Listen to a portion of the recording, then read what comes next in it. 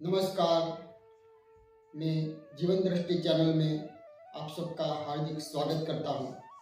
इस साल 25 दिसंबर मागसर शुद्ध 11 यानी कि मोक्षदा एकादशी को हमारी श्रीमद् भगवत गीता का जन्मदिन यानी गीता जयंती आती है।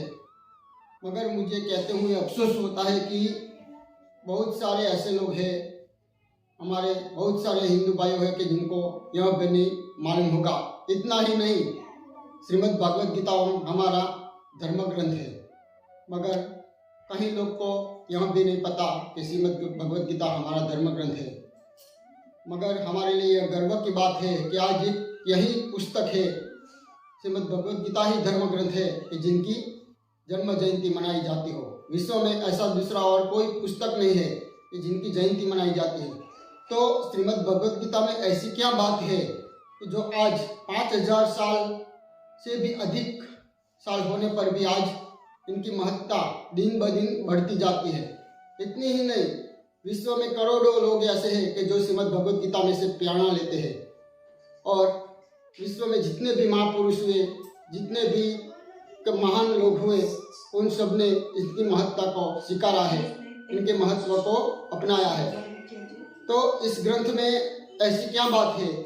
तो पहले तो यह गीता है, श्रीमद् भगवत गीता, वो एक जीवन ग्रंथ है। वो हमें जीवन जीना सिखाती है। वह बताती है कि हमारे जीवन में तकलीफ़ों में, संघर्षों में, कठिनाइयों में हम कैसे जिए, तकलीफ़ों संघर्षों का सामना करते हुए हंसते हंसते हमारा जीवन कैसे जिए, यह हमें श्रीमद् भगवत गीता बताती है। अगर आप जीवन से थक जाते हैं, निराश होते हैं, उदास होते हैं, और आप सच्चे मन से श्रीमद् भगवत गीता की गोद में अगर जाए, तो आपको एक नई प्रेरणा, नया उत्साह, नया विचार और जीवंत आपको मिलेगा, जिससे आपका जीवन उत्साह से भर जाएगा। मगर अफसोस की बात है कि एक जीवन ग्रंथ होने पर भी आज उनको मृत्यु समय, वृद्धावस्था में या तो मृत्यु के बाद पढ़ा जाता है। इनसे बड़ी इस ग्रंथ की और क्या उपवास हो सकता है कि जो ग्रंथ जीवन ग्रंथ है, जो ग्रंथ हमें जीवन जीने सिखाता है, इस ग्रंथ को आज मृत्यु के बाद पढ़ा जा सकता है। श्रीमद् भगवत गीता एक ऐसा ग्रंथ है जो मानव के मन को पकड़ता है। इसमें हमारे मन का कैसे घड़तर किया जाता है वो बता है। श्रीमद् भगवत गीता मन के घड़तर करने वाला ग्रंथ है। इसीलिए आज इनकी महत्ता सर्वकाल, सर्वयुग में और सभी जगह है। जब तक इस युग में मानव रहेगा, जब तक मनुष्य का अस्तित्व रहेगा, तब तक गीता का महत्व कम नहीं होगा। क्योंकि इसमें मनुष्य को कि अपना जीवन विकास कैसे किया जाए यह बताती है। श्रीमद् भगवत गीता बताती है कि मनुष्य को कि अपनी कामना, वासना और फलेच्छा का त्याग करके तू कर्तव्यमय कर्म करता हुआ, यज्ञ रूप कर्म करता हुआ अपने आप को, अपने अहंकार को त्याग कर तू ईश्वर में समर्पित हो, और ईश्वर में समर्पित होकर तू अपना कर्म कर। तू ईश्वर के लिए जी, ईश्वर के लिए कर्म कर। तू जो जो कर वो सब ईश्वर को अर्पण कर। यद करोसि यदश्नासि यज्जुओसि ददासि यत् पश्यसि कौन्तेय तत्कुरुषु दर्पण, कि तू जो कर वो सब मेरे लिए अर्पण कर। ऐसे श्रीमद् भगवत गीता में भगवान को जुड़ने की बात कही है। तो भगवान के जुड़ने के लिए जो बात की है, उसमें हमारे लिए 3 योग बताए हैं श्रीमद् भगवत में। योग यानी कि जुड़ना, भगवान से हम कैसे जुड़े और हमारा जीवन कैसे सफल बना, इनकी बात करने के लिए श्रीमद् भगवत में 3 योग बताए हैं, ज्ञान योग, कर्म योग और भक्ति योग। तो कर्म योग में भगवान बताते हैं कि तू जो कर वो सब मुझे अर्पित कर, और ऐसे तू मेरे लिए जिएगा, मेरे लिए कर्म करेगा, तो तू इस सुख दुख से ऊपर उठकर, सुख दुख से छूटकर इस संसार से मुक्त हो सकेगा, मुक्त हो जाएगा। तो इस संसार में हम भगवान की भक्ति करते हुए, भगवान के लिए जीते हुए कैसे मुक्त हो, वो श्रीमद् भगवत गीता हमें बताती है। इस संसार में हम जो भी कर्म करते हैं, कर्म दो प्रकार के बांध से, एक तो पाप से हमें बांधते हैं, और दूसरे हमें पुण्य से बंधन करते हैं। हम अगर कोई सत्कार्य करें तो भी एक बंधन रूप होता है। सत्कार्य के रूप में हमें पुण्य मिलता है और पुण्य से भी हम इस संसार में फिर से पुण्य भुगतने के लिए, सुख सगोर भुगतने के लिए आना पड़ता है। और अगर हम कोई गलत कार्य करें, बुरा काम करें, तो हमें पाप से जुड़ता है और पाप से भी हमें भुगतने के लिए संसार में आना पड़ता है। मगर श्रीमद् भगवद गीता कहता है कि तू पाप पुण्य से उठकर अगर तू मेरे लिए कर्म करेगा, मेरे लिए जिएगा, मुझे अर्पण करेगा अपना कर्म, तो तू पाप पुण्य से उठकर इन कर्म के बंधन से मुक्त हो पाएगा और मुझे तू प्राप्त करेगा। तो श्रीमद् भगवद गीता हमें कर्म की कुशलता बताता है। और दूसरा योग की बात है ज्ञान योग। श्रीमद् भगवद गीता हमें तेजस्वी जीवन विचार देता है। वह कहता है कि तू अपने आप को निर्बल मत समझ, तू अपने आप को कमजोर मत समझ, तू अपने आप को तुच्छ मत समझ, तू मेरा अंश है। ममे वासो जीव लोके जीव भूत सनातना, तो तू सनातन मेरा अंश है। अपने आप को पहचान, अपने स्वरूप को पहचान, अपने के सच्चिदानंद स्वरूप को, स्वयं सच्चिदानंद स्वरूप है, सच्चिदानंद स्वरूप को तू पहचान और उस स्वरूप का स्मरण करता हुआ, मेरा स्मरण करता हुआ, के मेरा हृदय में भाव रखता हुआ तू अपना जीवन, अपना कर्तव्य बजा, तो तू मुझे ही प्राप्त करेगा। कि आज हम अपने स्वरूप को भूल गए हैं। आज हम के दुर्बल के एक गीता का विचार है, तेजस्वी विचार है, एक शेरनी के दूध है, वो हमें बताते हैं कि तू के अपने आप के अंदर की दुर्बलता त्याग, एक यही ग्रंथ है। बाकी कि जो विश्व में ग्रंथ है वो हमें अहिंसा सिखाता है, मगर एक यही ग्रंथ है कि तू तो बताता है हमें कि युद्ध कर, तू सतत लड़। एक यही ग्रंथ हमें प्यारा देता है कि अहिंसा। बाकी सब ग्रंथ जो हमारे धर्म ग्रंथ में, हमारे भारत में जो जैन धर्म आए, बुद्ध धर्म का, किसी दूसरे धर्म, उन्होंने अहिंसा का उपदेश दिया, मगर गीता बताती है कि अहिंसा कुछ हद तक अच्छी है, मगर अपने अस्तित्व का जब सवाल आए, अपने धर्म का जब सवाल आए, तो लड़ना तेरा कर्तव्य है, लड़ना तेरी ड्यूटी है। तू युद्ध कर, मैं तेरे साथ हूँ, मैं तेरे पीछे खड़ा हूँ। एक गीता ही ऐसा ग्रंथ है तो हिम्मत से कहता है कि युद्ध करने की प्रेरणा देता है। हमारे हिंदू धर्म में देखें तो दो ग्रंथ है, रामायण और महाभारत। तो ये दो ग्रंथ हमारे धर्म में मानने की है। क्यों कि रामायण हमें बताती है कि यदि त्याग करने से जीवन में शांति आए, त्याग करने से परिवार में सुख शांति आए, तो त्याग करके कोई बुरी बात नहीं। मगर जब त्याग करने से भी अपनी निर्बलता समझी जाए, त्याग करने से भी शांति ना आए, तो अपना भाई के साथ भी युद्ध करने के लिए तैयार होना। तो श्रीमद् भगवद गीता हमें यही बताती है कि अपने धर्म के लिए, अपने अस्तित्व के लिए अगर लड़ना पड़े तो अपना कर्तव्य समझकर, अपनी भक्ति समझकर तू युद्ध कर। और श्रीमद् भगवद गीता हमें ज्ञान योग के बारे में अपने को, अपने स्वरूप को पहचानता है कि तू ईश्वर का अंश है, तू मेरा अंश है। तो अपने आप को दुर्बल मत समझ और खड़ा हो और अपने संघर्षों का तू खुद सामना कर। तीसरी बात गीता में कही है वो तो भक्ति योग की। तो भक्ति योग के द्वारा हमें भगवान बताए कि भक्ति के लिए तू अपने कर्म को ही एक पूजा का साधन बना। भक्ति के लिए हमें मंदिर जाने की जरूरत नहीं है कि भक्ति कर लिए कि हमें चंदन फूल चोखा चंदन की जरूरत नहीं है, मगर तेरा कर्म ही तेरा भक्ति का साधन बना।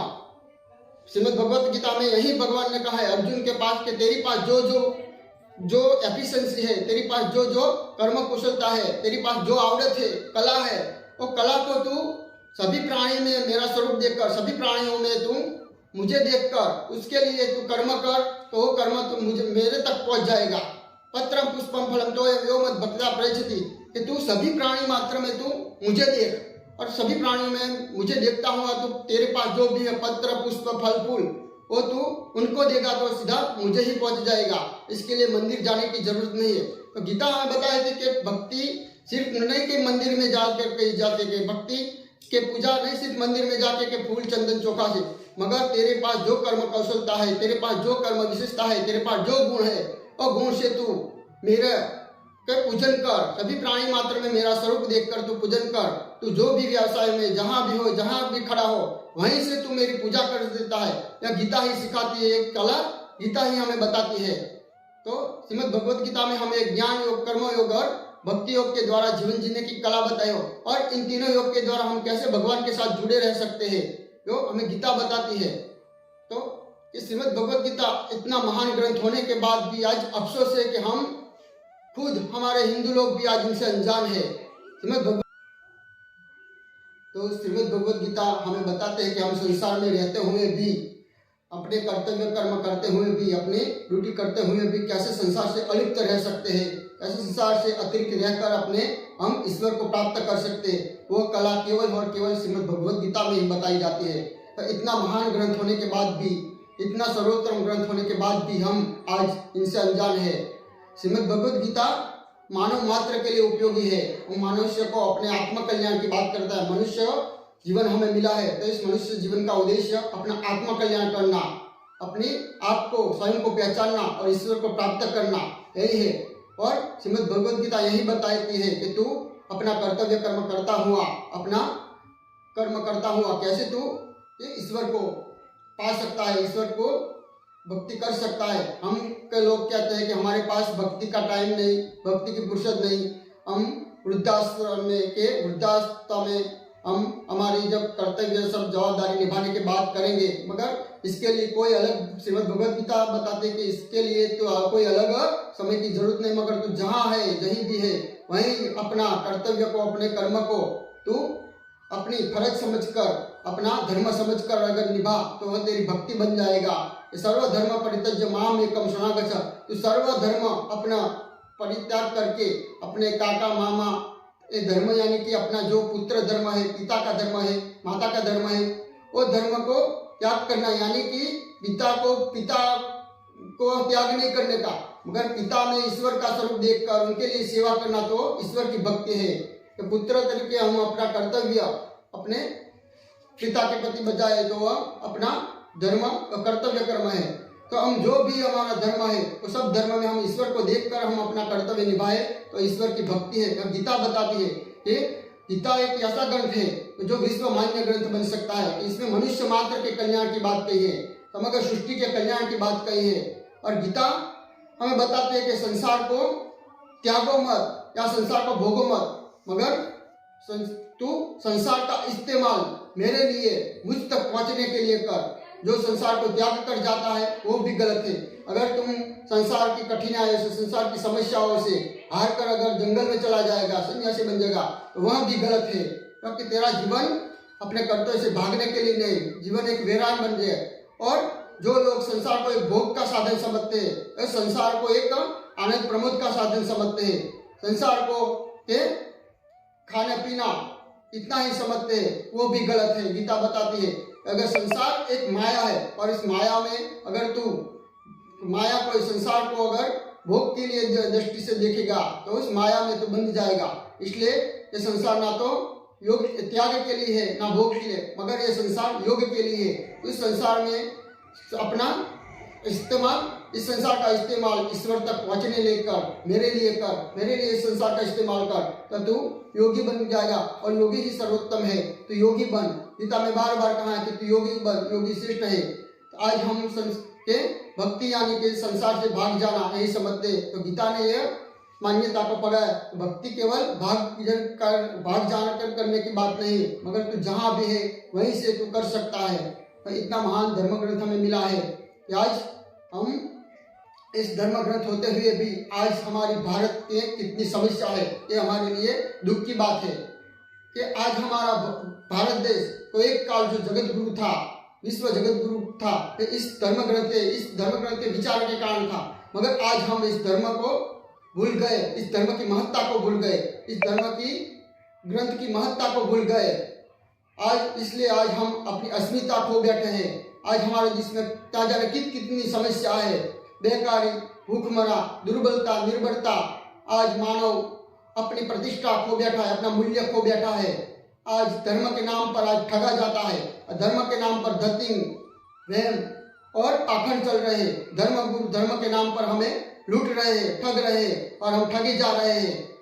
आज राजनीति वाले भी धर्म के नाम पर लोगों को अलग करते हैं, मगर आज हम अपनी ज्ञाति के लिए लड़ते हैं, अपने निस्वार्थ के लिए लड़ते हैं, मगर गीता को क्या हम धर्म के लिए कितने लड़ने वाले लोग हैं, आज धर्म के लिए कितने जीवन समर्पित करने वाले लोग हैं। गीता हमें यह बताती है कि अपने धर्म के लिए जिए। अपने खुद भगवान ने कहा है कि जब जब कि धर्म की हानि होती है तब तब मैं अधर्म का नाश करने के लिए, लड़ने के लिए इस संसार में जन्म लेता हूँ। तो आज अपने धर्म के लिए आज हमें अहिंसा बहुत सिखाई, अहिंसा का बहुत, मगर अहिंसा की भी एक हद होती है, अहिंसा की भी एक लिमिट होती है। गीता हमें बताती है कि अपना अस्तित्व का जब सवाल आए, अपने धर्म का जब सवाल आए तो लड़ना वो तेरा कर्तव्य है। विश्व में एक यही ग्रंथ है जो हिम्मत क्या कर कहता है कि तू लड़, हाँ तू अपने कर्तव्य के लिए लड़, के तेरा कर्तव्य है। मगर आज हम अपने धर्म को भूल गए, हम अपने सिद्धांतों को भूल गए और आज सिद्धांतों को गलत समझाया जा रहा है। आज अहिंसा के नाम पर हमें निर्माल्य बनाया जाता है। अहिंसा भी जरूर है जीवन में शांति के लिए, पर इनकी भी एक हद होती है। एक श्रीमद् भगवद गीता ही हमें बताती है कि अपना कर्तव्य अपने दूसरों के, अपने दुर्गुणों के साथ, समाज में फैले दुर्गुणों के साथ, राष्ट्र में फैले दुर्गुणों के साथ लड़ना तेरा धर्म है, तेरा कर्तव्य है। आज के अब सभी लोग को के अज्ञातिवाद के नाम पर, धर्म के नाम पर आज लड़ाए जाते। तब एक श्रीमद् भगवद गीता है, एक ऐसा ग्रंथ है कि जो मानव को उनका कर्तव्य बताते हैं, उनका धर्म बताते हैं। तो अपना स्वधर्म निभाते हुए, अपने कर्तव्य करता हुआ के देश सेवा, अपनी पारिवारिक सेवा, समाज सेवा कर सकता है और करते करते तू भुज तक पहुंच सकता है। तो इतना महान ग्रंथ मिला है, तो हम सब इस महान ग्रंथ को समझे, इस महान ग्रंथ को पढ़े। आज हमने गीता को मंदिर में कैद कर दिया है। आज गीता का हम उपवास करते हैं, हम गीता की हम उपहास उड़ाते हैं। आज गीता जयंती के दिन हम क्या करते हैं, तो उन पर चंदन, चावल, फूल आदि डाल देते हैं, और नहीं तो कभी पढ़ते हैं, नहीं कभी समझते हैं, नहीं तो कभी किसी को पास हम समझने के लिए तैयार है। तो इनसे बड़ी कौन सी गीता का उपवास हो सकता है। अगर हम गीता को नहीं समझेंगे, अगर गीता को हम नहीं जानेंगे, तो आज हम अपने धर्म, अपने मनुष्य जीवन का कोई अर्थ नहीं। तो हम सब अपने धर्म को समझे, अपने धर्म की महत्ता को समझे। हम गीता जयंती के दिन इस गीता का अध्ययन करें, पारायण करें और इन विचार ज़्यादा से ज़्यादा हिंदुओं तक पहुँचाए, ज़्यादा से ज़्यादा लोगों को तक पहुँचाए। यह हमारा एक अपने परम पिता के प्रति कर्तव्य है कि इनके विचारों को फैलाना, इन विचारों को लोगों तक पहुँचाना। स्वयं भगवान ने गीता में कहा है, ये विचार, जो मेरा विचार जो दूसरों को कहेगा, दूसरों के पास पहुंचाएगा, इनसे अधिक मेरे लिए कोई प्रिय नहीं है, और इस पृथ्वी पर इनसे अधिक कोई मेरा प्रिय नहीं है। तो आइए हम इस विचार को ज़्यादा से ज़्यादा तक पहुंचाएं। अगर मेरे विचार आप सबको सही लगते हो, अच्छे लगते हो, आप मानते हैं मेरे विचार को, तो आप मेरी ये जीवन दृष्टि चैनल को सब्सक्राइब कीजिए। आपके नीचे जो बेल आइकन दिया है, ये बेल आइकन में ऑल नोटिफिकेशन को दबाइए और ये विचार को ज़्यादा से ज़्यादा लोगों तक शेयर कीजिए, और ये विचार को, चैनल को लाइक कीजिए और मेरे चैनल को सब्सक्राइब करिए, ताकि मैं अपने धर्म के, अपनी संस्कृति के विचार ज़्यादा से ज़्यादा पहुंचा सकूं और आपके द्वारा ज़्यादा से ज़्यादा लोगों तक जा सकूं। तो मेरी ये रिक्वेस्ट है, आप सब मेरे चैनल को सब्सक्राइब करके ये विचार को फैलाकर अपने हिंदू धर्म के जागरण के लिए आप मेरे सहभागी बने। जय श्री कृष्ण।